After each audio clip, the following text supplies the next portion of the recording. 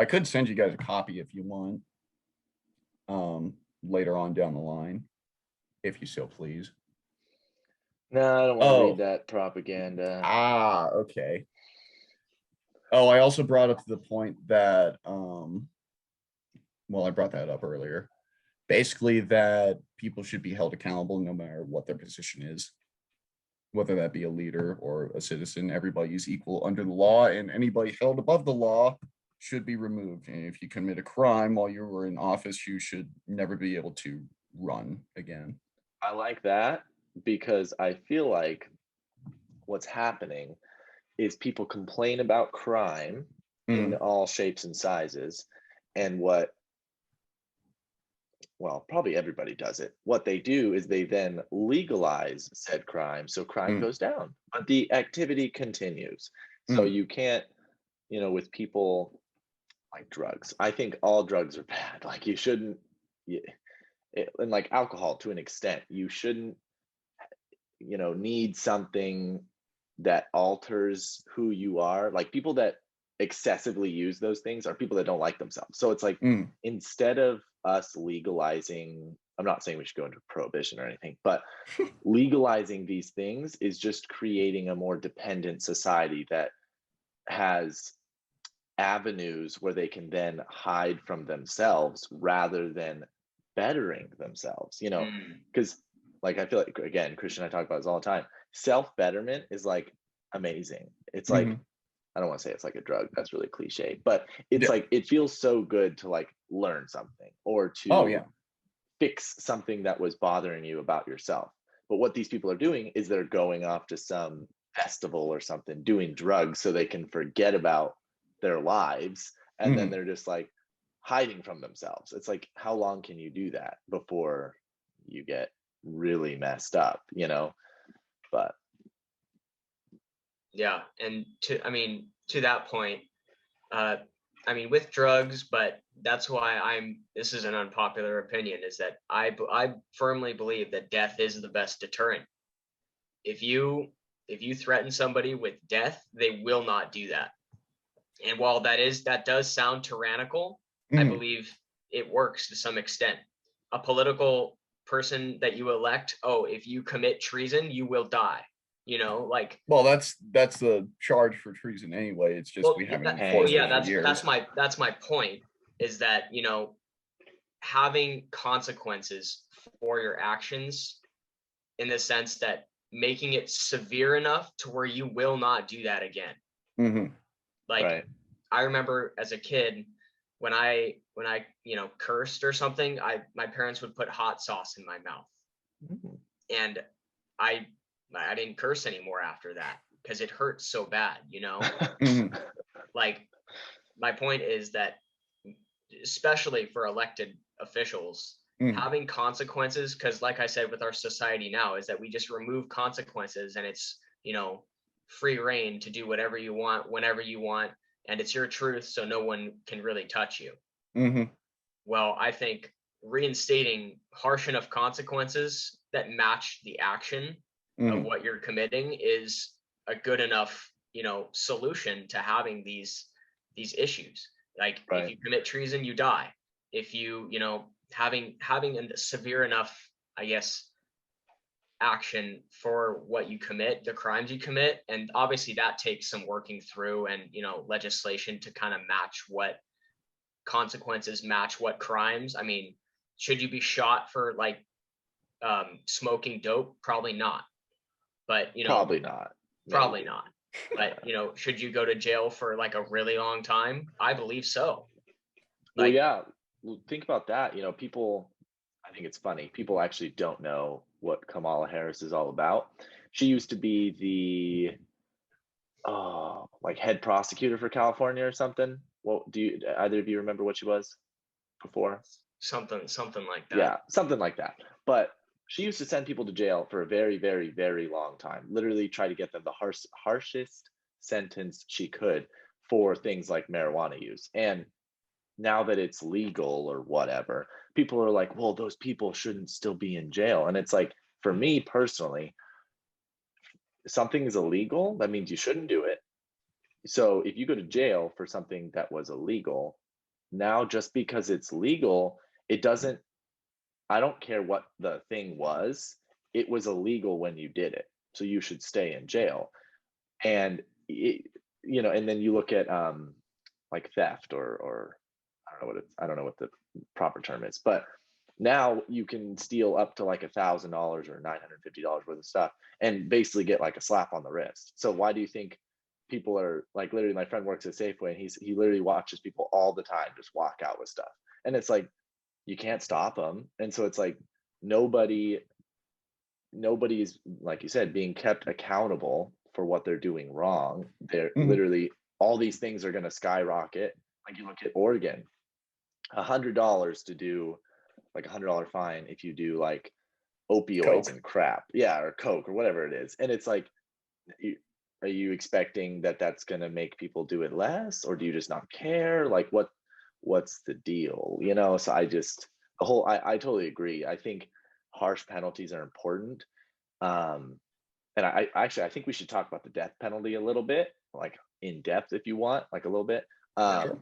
Because personally, I mean, I think it's really important, like Christian said.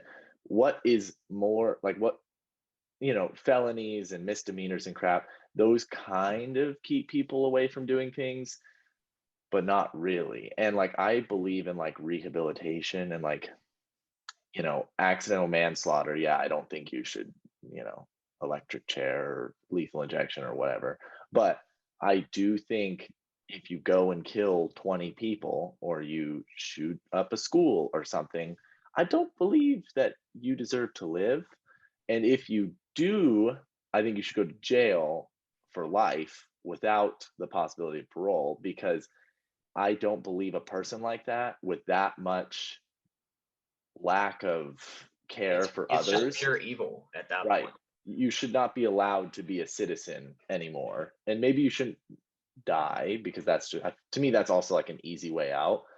But I do think it's like you need it to be some parameters to keep people from doing things. And Servitude. getting rid of death penalty, it's like, I don't know. What do you guys think? The death penalty certainly has its place in society. It's been a part of our society since the beginning of time. Even in the time of Jesus, they threw stones at people, and in the Middle East that still happens. But more brutal punishments for crimes it's hard to like really wrap your head around, because you like to think, oh, we're like so civilized now, like I brought up earlier. But brutality works. It works wonders. Like I said earlier with don't be too happy about that, Rhett. You sound a little spooky. It works. Yeah. But you think about a place like Turkey, if you steal someone's wallet, you get your hand chopped off. So you probably don't want to steal your wallet. Right. At that point.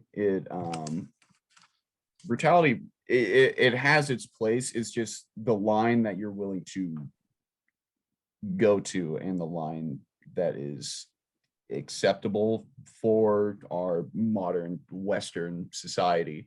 But the death penalty most certainly has a place within our society. I personally think kid touchers should be euthanized at that point. Don't get me going about pedophilia losers.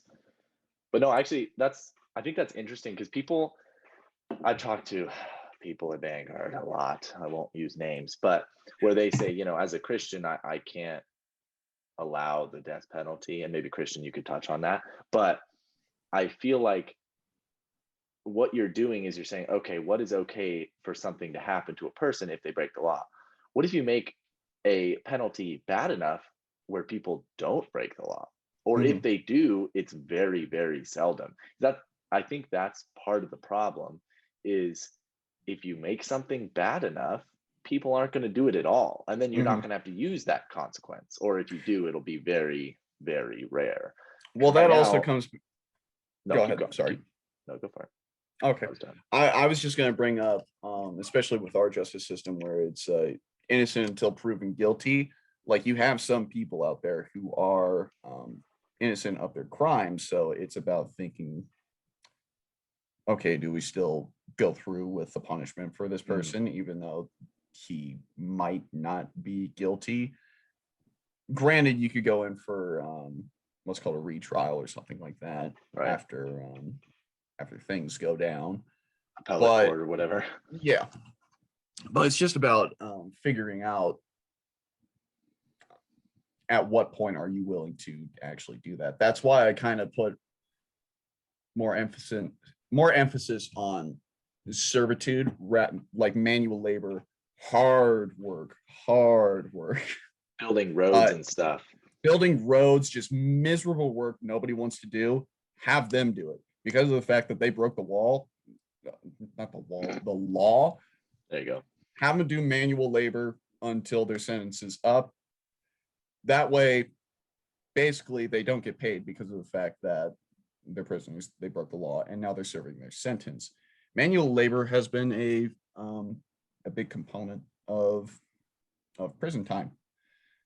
You look at, I guess it would be along the lines of slavery at that point, or the argument could be made that it is slavery at that point because you're not earning a wage, and you're basically a prisoner. You are a prisoner because you broke the law.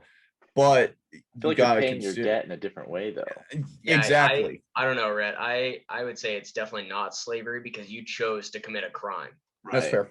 Slaves, they were held against their will and like shipped out on ships, and they crammed them in the bottom of the ship and shipped them over to America to like work as a slave, you know? While as if you're debating whether or not to steal that person's wallet, and you decide to steal a wallet, that's on you. Yeah, that's true. So you're gonna be pounding rocks. Responsibility. Exactly. So I think hard manual labor is you know, I also think that would be a hard punishment. You know, that's a harsh enough punishment. Who wants to, you know, depending on what crime you commit and things like that. I wouldn't steal a wallet to do 5 years of manual labor, not a chance. So I know a lot of people compare American like institution of jails and prisons to like the Netherlands and the Scandinavian countries idea, which they use purely for rehabilitation. And while I believe that is a really good it works, but it works because their countries are so small. Right. So if you have a population of 5 million people, it's easier to rehab. I would say you have more resources per prisoner, and you know you can kind of devote more people and time to actually solving their issue, whatever it is. Maybe not murder or something like that. But here in America, we have what, 335 million people. I was gonna say 5 million. That's like LA and San Diego. Yeah, that's 5 million right there. That's exactly what I'm saying, is that we have too many people to do rehab well. And while I don't think rehab is the state's job, I think it's nonprofits' jobs to do that. I think we should be usually funding more nonprofits and private business to solve to solve rehabilitation, rather than send them to jail for dope for 2 months and then they're out and then they go deal dope again. Right. It's like, that's not rehab. That's just using taxpayer dollars to keep them in a cell, hoping it's going to change them. Yeah. Right. So, well, that goes into like the state, as soon as they take over something, it goes in the toilet. Like it sucks. So that's why I think if we lower taxes and privatize a bunch of stuff, it's going to create that, oh crap, what's the word? Where like two people fighting against each other. I don't know why I can't think about it. But it's creating that where you're going to get the best outcome. So like Christian said, if you make rehabilitation a private thing, a company's going to come in, make something, okay, it doesn't work. Another company's going to come in with something better, fix it, boom, that's what you have. And then now, instead of paying taxes, let's say you believe in compassion towards people, like criminals, that's really what we're talking about. Then you can take a little bit of money and you put it in over there, and I'm going to put my money into church and getting the word of God around the world, you know? So it's like you have, that's why I think lowering taxes by 70% and giving us freedom to now pay into what we believe in is really important. You know, I want to give more money to church. I don't want to give money to food stamps and welfare and stimulus checks that these people don't deserve because they're literally sitting there knowing they're just going to get money. But anyways, sorry. Well, it also makes you think of something like income tax. That was supposed to be a temporary thing that was passed. I think it was first passed during the Civil War, and it was supposed to be temporary, but then the 16th Amendment came along and gave Congress the right to actually pass it. But it was upheld as unconstitutional, and that's another thing we have where we don't hold our government accountable for something like a decision like that the Supreme Court passed. Something like an income tax that goes to anything and everything in the government, I personally don't believe should exist. And you got to think about it as well. Earlier, before we had the income tax, you got to realize that we still had schools, we still had roads and churches and such. Granted, that might have been a more localized thing, but you also have to realize that you don't need massive amounts of taxes to run a country. Granted, to fund a military, you need money for like the common defense, provide for the common defense. But even now, we look at the military, it's turned into an industrial complex. It passes more what's called contracts than any other army nation on the globe. And that's just about pulling in more money. So it's just about looking at the corruption that is in every single aspect of our government and saying that's not okay, and then removing them or eliminating those problems from the government. That's good. Well, like I personally think we should have, you know, we got, I don't even know, 7 different taxes. You know, we have income, sales, gas, State, property, state, whatever, estate tax, death tax, which is stupid. But I think there should be one tax. It should be flat rate. So I think it should either be income or sales. But I think income would make more sense. It would be the most fair. So let's just say, hypothetically, we cut the government's usage down 70%. We're now only 30% of the government's left. We get rid of all social programs, except for maybe like some important ones, or severely limit them, and we get social workers and all that. That's different though. You have 20%. That's what you pay right out of your paycheck. 20% for everybody. So if you make $1 million, you pay 20%. If you make $10,000, you pay 20%. How is that not fair? And then you have, like I said, you have more freedom to then pay into other things. Or if you can't afford to pay into other things, that's okay. It's perfectly fine, you know? And that to me is the most fair, because like things like sales tax are kind of unfair, because like think about people that make a ton of money that aren't being taxed as much, and they don't buy, to me, they don't buy things like in perfect correlation with how much they make. Does that make sense? So like some people buy less than other people. So some people, those people are going to be taxed then more. So if you get rid of sales tax, to me, that like fixes that inequality or whatever. So if you just have one tax that's a percentage, boom, that's, to me, that is the most fair. You make more money, you pay more money. That's how that works. So you're saying get rid of all tax loopholes too? Pretty much, yeah. You pay 20%, no tax write-offs, no, I don't care. You know, that's, and even I've also thought about this, toyed with the idea in my head. Some sort of, maybe there could be one tax write-off type thing, maybe, where like, you know, you, let's say your tax is 20%, and then you have this 10% margin that you can use on whatever you want. And you have to have like receipts and stuff. So like if you give to your church, that goes towards that 10% yearly or whatever that you have to give of whatever you made in that year or whatever. Or you can give it to rehabilitation of criminals if you are into that. Or, you know, you can give it to whatever you want, whatever you personally care about. Because to me, giving our money to the government, that's a lot of trust. That's like some people, I don't think they're that bright, but some people don't believe in our military. And when you look at other countries and how they see us, it's hilarious because they are scared out of their mind and they will never mess with us. Our stick is the biggest. We have the biggest stick. So no one will mess with us. And that's, to me, that's really important. You know, you see places like the UK. I was watching this video. We have like 11 of these uh, balls, the Aircraft carriers. Aircraft carriers. We have like 11 of these. I don't remember what type they are, but they're big and they're named after some person. The UK has one. It's like, okay, like, and they're I think they're formidable, at least. I don't know that much about other countries, but no one's gonna mess with us. That's my point. So that's really important. So I think that 20% tax is going to go probably mostly to the military, because I think every other government related thing needs to be cut because it's ludicrous. Well, you also got to realize that that will probably never pass because of the fact that the government is that corrupt. It's Right. a wonderful idea, as far as we know. It is a fantastic idea. Maybe someone has a counterpoint to it. I sure as heck don't. But Rhett's like, I love it. I love it. Yes. But you got to realize that the government is way too corrupt to ever pass something like that, even though it might be a better option for the union because of the fact that they want to line their own pockets.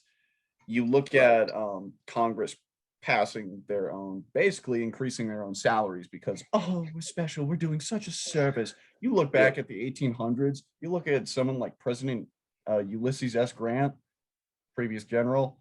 He was bankrupt after he was in office. The only reason why he wasn't in debt when he died was because of the fact that he finished his memoirs like a week before he died. Politicians should be public servants and they should not be paid massive amounts of money just for trying to pass some legislation that's not really going to do anything. That's the other thing with all the legislation that has been passed. Not all, but a great deal of the legislation that's been passed, it's more or less focused on social issues and not really based on any kind of founding principles this country was made for. Right. We had more Christian principles back in the day, which is why legislation seemed to be a little bit more effective than it is now, because of the fact that everything's political, everything's going to be political. We've replaced religious values with political values, and that is more or less everybody's religion now. Politics is everything. Politics is everything. So you can actually function and gain more power. Like I said earlier, every single little creature on this planet is striving for their own amount of power, and they're willing to get it by whatever means necessary, whether that be through force or by manipulation. And that's basically what our government is at this point. And it's sad to say that the country has fallen so far from grace in that regard, because looking at something like a flat tax, it sounds like a wonderful idea.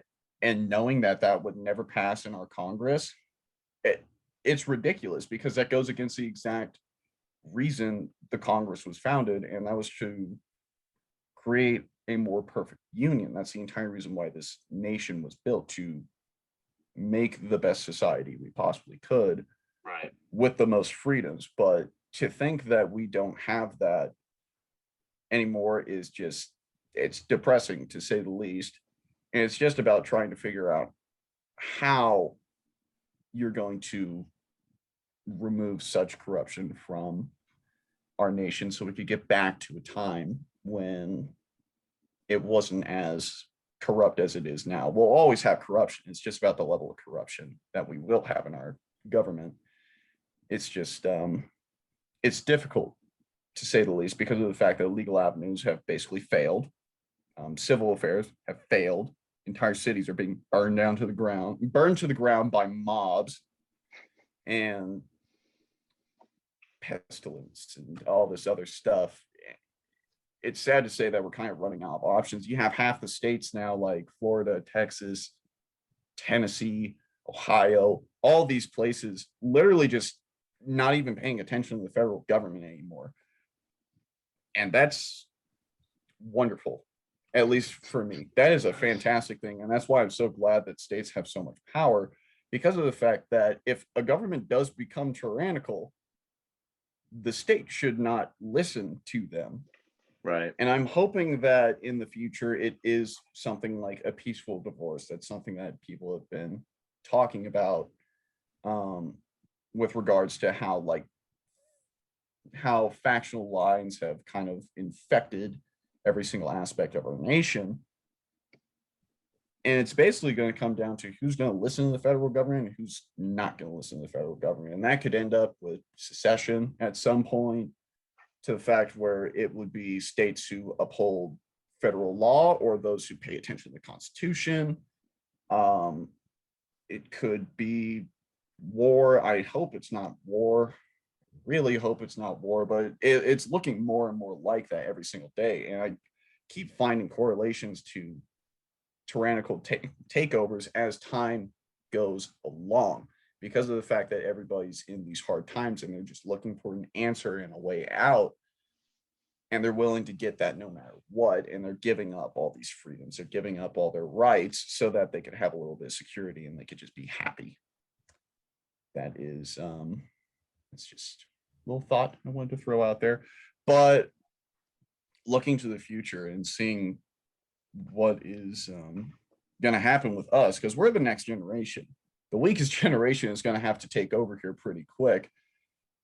And it's just about seeing what is actually going to happen with us, because the boomers aren't going to be around for much longer. Thank God that hopefully we'll be a little bit better. Hopefully people like us will be a little bit better than what they've done, because everything has been going downhill with each generation. So hopefully this is the lowest point we're going to get, and then we can actually start building it up. It's just about finding where that lowest point is and what's going to happen at that lowest point, and how we're going to rebuild our society and our nation from Well, that. I think AOC is our lowest point. I don't think she's our lowest point. The lowest point is us probably getting dragged out of our houses for committing thought crime, which I wouldn't put past California or New York. Yeah, but you see, I mean, AOC, she's, what is she, like 28 or something? She's close to our age, and that's our representative. That's a representative. Not mine. Well, obviously, but she was elected. Here's the deal. I agree with how she was elected. Bartender, blah blah, whatever. She's an average citizen, maybe below average, but anyways, she's a citizen, and that's how it should be. You should be able to have your representatives be anything. You shouldn't have to No, exactly. I totally start agree. with an internship in a law firm and then go into an internship at Washington, and then it shouldn't be like that. It should be anyone can do it. Anyone can represent someone, but they have to obviously care, and that's the Freedom Democrats or whatever came to AOC and was like, hey, we're just trying to like flood the ballot with Democrats. We'll pay you, get on the thing. And the fluke, she won. And so it's like, and that was their goal. That's literally what they do. Like, and it's sick. Well, you also look at elections now, and it's literally based off of who has the most money and who's able to buy the most platforms to actually push their message. And it shouldn't be like that. I should be able to run for representative of my county or the state, or even for frickin' president. It's just about finding that platform, and money has a place in it. But the problem is money is such an incentive to corrupt that it's very, very, very difficult to get back to where we were. And we're getting farther and farther away from stuff that should be normalized, like just an average Joe like me, you, or Christian, being able to run for a political position. It's just some stuff is so polarized, and it also just revolves around money. So if you don't have money and you don't have a platform to actually work off of, then you're basically screwed at that point. And that's why I think we're having such a rough time with candidates, because I know that a lot of people want to run and believe the same things that we believe. It's just parties are so powerful when it comes to elections, because it's either you get on the Republicans ballot, we're basically a speed bump for the Democrats, or you get on the Democrats, who are just tyrants at this point. And it's just about, it's rough. We're in a really bad time for our country, especially right now with stuff like the last election just getting super heated. Everybody's just dividing themselves further and further. They don't want to focus on the bigger enemy at hand, which is our government that seemingly just passes more and more legislation to destroy us and make us serfs. And they're focusing more on each other and attacking each other online, canceling each other, destroying people's lives. And that's exactly what those people in power want. They want you focused on each other so you don't unite and basically kick them out. It's it's sad to see, most certainly. So what we're gonna do, Rhett, we're gonna have you on again, and we're gonna talk about cancel culture. Boom. Ooh, that sounds fun. It'll be good fun. Yes. Any other things, Christian? Any other wrapping up thoughts, or not wrapping up thoughts? Whatever you want. Well, thank you, Rhett, for coming on. I think, oh yeah, of course. I think what you wrote about in your paper, and just, I guess, all of what we had to talk about this episode was just, something that's so prevalent today. And I mean, it's talked about, but it's not really talked about, like, I just feel like this episode is really important in terms of just opening people's minds. Like you said, Rhett, everyone's just so close-minded, so my truth, so like, not open to hearing what other people have to say. And I feel like having something like this where we can bring on different people and understand where they're coming from this is exactly why we're doing this. Because like, like you said, they want you divided and focused on each other. And I think, well, the goal here is to hopefully allow people to, kind of unite and come together and recognize differences, but also recognize problems in our society and work together to fix those for the common good, instead of, like you said, everyone's selfish nature. So I guess more ingraining that idea of a team mindset. This is our country. Let's fix it. Let's make it better. Right. Instead of taking as much as we can from it, and then it, like Social Security, none of us are getting that. It's not lasting that long. Right. Which I don't want it, so I'm not complaining. But if you have a job right now, you're paying into it, but you're paying into it for someone else. It's a different thing. But yeah, this is a good time for, if someone agrees with any of us, hopefully, really, sorry, did I say agree? Disagree. If anyone disagrees with us, hopefully really disagrees, shoot us a comment, shoot us a message on Instagram, whatever you want. We'd love to talk to you. Please. That was so ominous. What? Why? So far, all we've had is people that like either 50% agree or like 100% agree. Like there hasn't been anyone that's like really pushing willing back. to talk. That could be it. I just think our audience is pretty small. It will grow. It will grow. That's hopefully, Yeah. But I think I knew this was going to be one of my favorites, but I think. Oh, thank you. It exceeded. Well, I mean, not you, just the topic. No, just kidding. but yeah, it's been good. All right. Thank you so much, people, for watching. Please tune into the next one. Subscribe, smash that like button, do whatever you do best. Please, I'm begging you.